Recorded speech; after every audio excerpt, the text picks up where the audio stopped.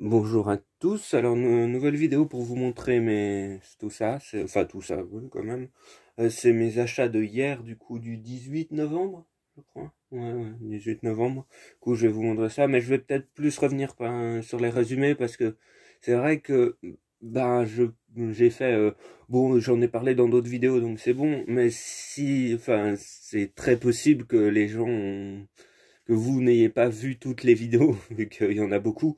Du coup, je vais un peu plus revenir sur les résumés dans cette vidéo et dans les prochaines. Du coup, je vais essayer d'un peu plus revenir, même si la vidéo risque d'être plus longue. Voilà, je vais essayer de plus revenir dessus sans spoiler non plus. Mais bref, voilà. Du coup, on a d'abord Transparent, tome 3. Voilà, c'est le tome 3. Le résumé du tome 1, bon, faudrait que je relise les deux premiers déjà, parce que je me souviens pas ultra bien. Mais en gros, c'est une petite fille de 9 ans qui vit dans une famille avec son père qui est très violent, voilà, et sa mère qui fait ce qu'elle peut pour protéger lui et son frère, mais elle et son frère, pardon. Mais enfin, elle n'arrive pas trop. Ouais. Et à un moment, enfin, ça lui donne à la petite, je sais pas si je résume très bien, l'envie de disparaître. Et après ça, elle développe le pouvoir de se rendre invisible. Voilà. Et avec ce pouvoir, elle commet une chose de grave. Voilà. Je peux pas trop en dire plus, mais je crois que c'est ce qui est écrit derrière le tome 1 de toute façon. Et voilà, donc c'est un style assez spécial quand même. J'ai feuilleté ce tome 3 et il y a quand même pas mal de... Voilà, ça spoil pas. Voilà, c'est juste... voilà. Il y a des doubles pages comme ça, avec sans aucun dialogue. Enfin, sans aucun dialogue. Où il n'y a aucun dialogue. Et vraiment, ben, voilà, c'est un style assez spécial, mais ouais, j'ai vraiment bien aimé les deux premiers tomes, même s'il faudrait que je les relise. Et le tome 2 finissait sur un événement voilà, quand même très important. Si vous l'avez lu, je pense que vous comprendrez, mais voilà, du coup, j'ai hâte de lire ce tome 3 pour voir comment ça se passe, même si je l'ai déjà pas mal feuilleté. Mais voilà. Hmm. Bref, du coup, Transparente, j'ai hâte de le lire. De toute façon, bon, là, j'ai pris que des suites, hein, vu que j'avais beaucoup de retard dans beaucoup de trucs, voilà. Bref, donc là, après, on a Spy X Family, tome 2. Oui, ça, il a quand même pas mal fait parler de lui, et bon, hein. Du coup, le tome 1, j'en ai parlé, mais en gros, c'est le plus grand espion du monde qui doit mener une mission dans une académie, enfin dans une académie, une école, et qui pour ça doit créer une famille, en gros, pour avoir une enfant dans l'établissement pour mieux s'infiltrer. Et du coup, il doit adopter un enfant et trouver une femme pour la mission. En gros, c'est ça, je crois que c'est... Je sais pas si c'est assez bien résumé, mais voilà. Et oui, aussi, la femme, c'est une tueuse à gages. Du coup, c'est une famille assez spéciale. Mais bref. J'avais bien aimé le tome 1, du coup, voilà, j'ai hâte de le lire. Enfin, ouais, j'ai hâte de voir ce que ça donne. Ouais, voilà, et je sais plus comment le tome 1 finit. Je sais pas si... 2 secondes. Je sais pas si je vais relire le 1, mais voilà. En tout cas, c'était cool. Après, bon, on a Seraph of the End, tome 18 et 19. Là, je crois que j'en ai jamais parlé parce que j'ai fait une énorme pause dans cette série. Je crois que ça fait un ou 2 ans presque que j'avais pas retouché. Parce que j'avais lu, je crois, jusqu'au tome 11. 11, je crois, et j'avais continué d'acheter jusqu'au tome 17, voilà, mais j'avais pas continué de lire, j'ai fait une pause, voilà, je sais pas, j'ai loupé un tome, puis deux, puis je me suis dit, ah, je reprendrai un jour, et voilà. Et là, il y a moins d'une semaine, ouais, j'ai relu tous les 17 tomes à la suite, soit en 2 jours, j'ai lu les 17 tomes, et voilà, j'ai beaucoup aimé, et le résumé de départ, en gros, il y a un virus mortel qui se répand sur la planète, un virus qui ne touche pas les personnes de moins de 13 ans. Voilà. Et suite à ce virus, des vampires se manifestent, je crois, ils sortent de villes souterraines pour prendre le contrôle des humains. Et là, on suit l'histoire de Yu, qui est emmené dans une cité de vampires, du coup, qui est traité comme du bétail, qui se fait aspirer du sang tout le temps, qui est vraiment traité comme vraiment pas un être vivant presque, voilà.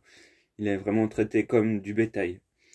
Et voilà, après, il est emmené aussi avec sa famille d'adoption, parce que il a été mis dans un orphelinat. Et voilà, après, il compte se venger des vampires, et voilà. Mais après, il se passe beaucoup de choses, hein, sur sur 17 tomes là que j'ai lu. Il se passe beaucoup de choses sur le virus, enfin, on apprend beaucoup de choses sur le virus, sur les vampires, voilà. Je veux pas en dire plus, parce que voilà, mais bon, après, Seraph of the End, c'est quand même pas mal connu. Bon, c'est moins connu qu'un My Hero Academia ou qu'un One Piece, mais je crois que c'est quand même pas mal connu. Il y a 2 saisons d'anime. Une saison 1 voilà. Et la saison 2, je crois ça va en tout jusqu'au tome 11 ou 12, je crois, environ. 11 peut-être. Voilà, et bon, j'ai beaucoup aimé. Voilà, et bon, je peux pas vous dire sur quoi ça finit le tome 17, mais voilà, c'était cool. Et ouais. Bref, bon, cette vidéo va être plus longue que d'habitude, mais bref. C'est important que je revienne dessus pour ceux qui n'ont pas forcément tout vu. Bref, après on a Valkyrie Apocalypse, tome 6. Là, bon, le scénario, il est moins important. Enfin, voilà, c'est en gros... le tome 1, c'est... L'humanité a été jugée par les dieux. Enfin, il y a les dieux de toutes les croyances, les religions. Il y a nordique, il y a les dieux chrétiens, il y a les dieux hindous, il y a les dieux... grec, il y a des dieux de toutes les religions. Enfin voilà, ils ont fait voilà, ils ont fait un truc un peu spécial. Et donc l'humanité a été jugée pour être éliminée, mais les Valkyries, bon, je crois que c'est les Valkyries, qui elles proposent de mettre le sort de l'humanité en jeu dans un tournoi. Donc il y a les plus grands héros de l'humanité qui ont existé, qui combattent les plus grands dieux, en gros. Et c'est de la baston, voilà, c'est des combats, c'est du combat. Voilà, donc c'est un style, voilà, c'est un style assez particulier, mais moi je trouve ça cool. Ouais, c'est vraiment beaucoup de combats très classe, je trouve. Enfin voilà, c'est, ouais, il y a des combats très très stylés, c'est assez bourrin, c'est plein d'action, voilà. Ouais. C'est un style et c'est assez violent, hein, c'est bien un seinen, hein. Je sais pas si là on le voit. Bon, le focus il veut pas se faire, mais c'est un seinen, du coup, il y a pas mal de sang. Mais moi je trouve c'est assez sympa. Et du coup, le tome 5 finit sur le début de l'affrontement entre lui et un dieu. Et lui, bon, lui c'est un humain et je vous dis pas trop qui c'est, mais voilà. Du coup, ouais, j'aime bien. Moi, je trouve que c'est détente, voilà, c'est cool. Après, on a Danmachi Sword Oratoria. Ouais, parce qu'à un moment, je disais Oratario, je crois. Bref. Du coup, c'est toujours le spin-off de Danmachi, enfin de la série parallèle à Danmachi. Et bon, je sais pas si je vais trop vous résumer Danmachi, mais bon, voilà. Je pense pas que je vais résumer Danmachi en plus. Mais en tout cas, ce spin-off de Danmachi, je vous le conseille de le lire après avoir... Enfin, oui, parce qu'il y a aussi une adaptation animée. Après la saison 1, du coup, après le tome 6... Non, non. Ah non, après le tome 10, du coup... voilà, parce que le tome 10 qui n'est pas encore sorti, mais voilà. Du coup, je pense qu'il faut le lire après avoir vu la saison 1 de Danmachi normal, enfin Danmachi de base. Mais bref, moi j'aime beaucoup Danmachi, voilà, cette série parallèle, c'est cool aussi. Et bon, cette série parallèle suit la famille de ces deux-là, surtout ça suit Aiz, le point de vue de Aiz qui est, ouais, c'est l'une des familles les plus puissantes de la ville. Enfin bref, si vous connaissez pas de Danmachi, c'est difficile d'expliquer, mais voilà. Voilà, voilà. Je sais pas trop comment expliquer, mais en tout cas, ça suit le point de vue d'elle. Enfin, principalement elle. Et bon, Danmachi, j'aime beaucoup, même si il y a beaucoup de ecchi, hein. Il y a beaucoup de filles en petite tenue, beaucoup de, ouais, de tenues moulantes ou des presque filles en bikini. Mais bon, disons que j'aime suffisamment ce qu'il y a autour, parce que oui, c'est de type action, aventure, un peu heroic fantasy, c'est quand même ça. Il y a quand même pas mal d'aspects qui font penser à un RPG, même si c'est pas dans un jeu vidéo, ça peut faire pas mal RPG. Mais bref, voilà, j'aime suffisamment ce qu'il y a autour pour oublier les petites tenues et voilà. Mais voilà, c'est quand même rare, hein. Normalement, le ecchi, ça me gave vraiment beaucoup, mais celui-là, ça va. Moi, je trouve ça va.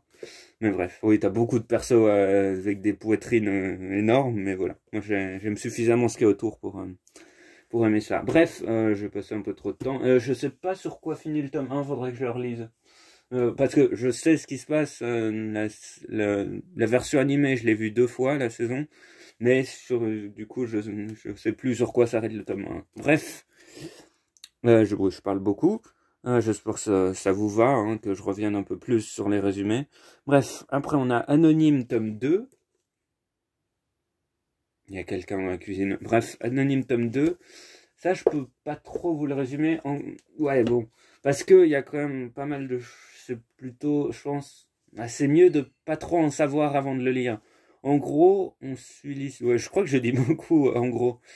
On suit l'histoire d'un adolescent de 16 ans qui, 3 ans plus tôt, donc à 13 ans, a tué un professeur. A tué un professeur à coups de batte de baseball. Mais je peux pas trop en dire, voilà, c'est quand même important, je trouve, de suivre ça, d'apprendre pourquoi, comment, de voir ce qu'il y a autour, voilà. Et par contre, c'est bon, c'est pour public averti et c'est quand même lourd. C'est une ambiance très pesante qui est c'est dur, hein, c'est vraiment dur. Mais moi, je trouve ça bien, mais voilà, c'est pas un style qui peut correspondre à tout le monde, on va dire. Mais moi, j'aime bien. Moi, c'est vraiment cool. Enfin, j'ai beaucoup aimé le tome 1, même si j'avais cette ambiance très particulière. Faudrait que je relise le 1, je pense. Ouais, je crois qu'il faut que je le relise, mais voilà, c'était... je suis pas sûr, mais voilà, je peux pas trop en dire, mais c'est vraiment, vraiment cool, je trouve. Voilà, après, on a Magical Task Force Asuka, tome 6. Ça fait un bon moment que j'ai pas acheté de tome. Je crois que le tome 6, je le trouvais pas souvent. Et en gros, je sais plus comment résumer le tome 1. Je crois, ça se passe plusieurs années après que c'est les Magical Girl 5, je crois. Faudrait peut-être que je relise tout, mais en tout cas, il faut que je relise le tome 4 et 5. Mais elles ont sauvé la Terre d'une menace extraterrestre ou un truc comme ça, enfin voilà. Et voilà, on suit je sais pas trop comment expliquer. On suit une de ces Magical Girl 5 après la guerre, après il y aura pas mal de choses qui vont revenir et autres, mais ouais, je sais pas trop comment expliquer. Mais bref, voilà, après bon, il y a aussi tout le traumatisme après-guerre, même si voilà, c'est des Magical Girls, elles sont peu habillées, mais c'est genre, normalement, les Magical Girls, c'est assez mignon pour moi. Après, c'est vrai c'est pas la seule série qui prend à contre-pied ce truc Magical Girl mignonne. Mais bref, voilà, c'est vraiment, il y a beaucoup cet aspect guerre, cet aspect, enfin voilà, je sais pas trop comment expliquer, mais je crois que je l'ai dit 3 fois, mais bref, c'était cool, j'ai vraiment bien aimé, la psychologie des personnages est vraiment cool. Je crois qu'il y a même, il y a même un consultant en stratégie militaire qui a travaillé pour donner ses conseils, mais bref, c'était cool, faudrait peut-être que je relise, parce que là, visiblement, je m'en souviens pas bien, je m'en souviens pas si bien que ça, mais voilà, c'était cool, et j'ai hâte de revenir. Bref, après, on a Iruma à l'école des démons, ça, bon, j'en ai parlé récemment, du coup, voilà. Mais c'était cool. Ouais, moi j'ai beaucoup aimé les 2 premiers tomes. Bon, en gros, c'est un jeune adolescent. Bon, il a quand même pas mal fait parler de lui, hein. Un jeune humain enfin, qui a eu beaucoup de mal avec ses parents. Enfin, ses parents étaient totalement inconscients. Il l'envoie, enfin, pour le. Ouais, pour le profit, pour se faire de l'argent et tout, ils l'envoyaient faire des boulots vraiment. Ouais, ils étaient vraiment compliqués, voilà, parce que ils lui ont dit de se débrouiller par lui-même. Du coup, voilà.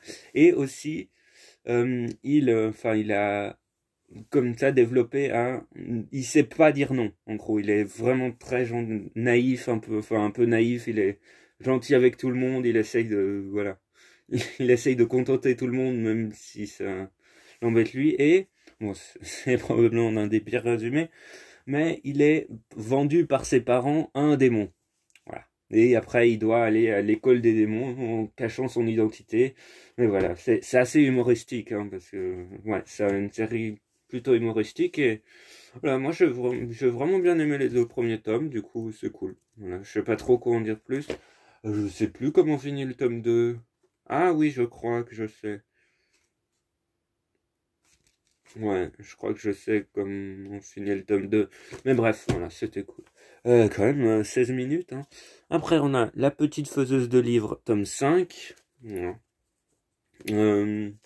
Oui, le premier tome, en gros, je redis en gros, c'est une jeune, je crois, une jeune adulte, elle doit avoir 18 ou 20 ans, un truc comme ça, qui était passionnée par les livres, voilà, vraiment passionnée par apprendre des choses, qui avait vraiment enfin, qui avait énormément de livres, qui connaissait, qui s'était beaucoup cultivé et qui meurt, voilà, et qui se réincarne dans le corps voilà, de cette petite fille. Et, non, elle va, enfin, elle va essayer dans un monde, elle se réincarne dans un monde très moyenâgeux. Du coup, les livres sont très, très durs d'accès. Voilà, du coup, elle va essayer d'avoir accès à des livres, voilà, de pouvoir, oui, pouvoir, je sais pas trop comment, oui, de pouvoir réavoir accès à sa passion, avoir accès à, voilà, dans ce monde où ben c'est juste c'est les nobles ultra riches qui peuvent avoir accès aux livres et aux papiers et autres. Bref, je sais pas si c'est très bien résumé, mais voilà. Et aussi, elle a le corps de cette petite fille est très très faible. Genre même marcher 10 minutes, ça peut la faire tomber dans le coma. Enfin, limite, enfin, j'exagère un peu, mais vraiment, elle a une très faible constitution. Bref, j'avais beaucoup aimé les 4 premiers tomes, même s'il faudrait, je sais pas s'il faut que je relise le 4, mais bref. C'était vraiment cool et voilà. Aussi la psychologie du personnage, je l'aime beaucoup et ouais, c'est cool. Ouais. C'est un bon isekai. Ouais, moi j'aime vraiment bien. C'est pas trop action. Voilà, c'est plus. Ouais. Pas un truc d'action vraiment, mais c'est cool. Ouais, bref. Après, on a Shinobi Gataki, tome 5. Je me souviens plus trop du tome 1. En gros, c'est un samouraï qui se veut se venger de ninja. Parce qu'ils l'ont. Ouais. Je sais pas, faudrait que je relise les 5 tomes en entier parce que ça c'est le dernier, le tome 5. Ouais, je sais pas trop quoi en dire ouais. Vu que je me souviens plus trop. Vu que faudrait que je lise les 5 tomes d'un coup. Voilà. En gros, c'est action. Ouais, action, aventure un peu. Enfin, histoire, quête de vengeance aussi. Bref. C'est avec des gros combats. Oui, ils sont stylés les combats et les dessins sont cool aussi. Bref, voilà. Je sais pas trop quoi en dire de plus, mais cette vidéo, 20 minutes pour juste ça. Bref, après, on a For Life tome 2. Je sais plus trop donc, de quoi parle. Je crois, mais c'est genre des cosplayeuses qui ont fusionné avec leurs costumes et qui doivent combattre des monstres, on sait pas trop d'où ils viennent. Je sais pas, faudrait que je relise le tome 1, mais c'est vrai que c'était assez spécial. Et bon, c'est fini en 2 tomes, du coup je suis pas sûr, mais ouais, c'est assez spécial, hein. Ouais, c'est très spécial, je trouve. Enfin, le, voilà, le pitch de base, le résumé de base, enfin, l'idée de base, mais bref. Je trouve le tome 1 m'avait bien plu, même si c'est... Bon, après, on me l'a offert, mais vu que c'est fini en 2 tomes, je sais pas trop quoi en penser, mais bref. Après, bon, Full Metal Alchemist, voilà, le tome 5 de la Perfect, c'est toujours une aussi belle édition, hein. Voilà. Et bon, ouais, bon, Full Metal Alchemist, je pense que vous connaissez, hein, l'histoire des frères, genre des classiques, hein, du shonen, même si il est quand même, il aborde des thématiques un peu plus dures que d'autres shonen, quand même. Ouais, je sais pas. Mais ouais, c'est bon, je sais pas si je vais résumer ça, mais voilà, Full Metal Alchemist. Et le tome 4 de la Perfect finissait sur, on en apprenait plus sur le passé des frères Elric. Bref. Voilà. Bon, si vous connaissez pas, je vous le recommande vraiment parce que Full Metal Alchemist c'est vraiment bien. J'aime beaucoup. Bref, j'ai l'impression quand même, je me suis pas mal perdu dans les résumés. Je sais pas si ça va rendre bien et autres, mais bon, j'ai fait ce que j'ai pu. Et voilà, j'espère que si ça vous, voilà, j'espère que ça vous plaira, que je revienne un peu plus sur les résumés. Mais bref, cette vidéo a assez duré. Bah, à une prochaine pour une prochaine vidéo. Voilà, je dis toujours ça. J'espère que ça vous aura plu. Bref.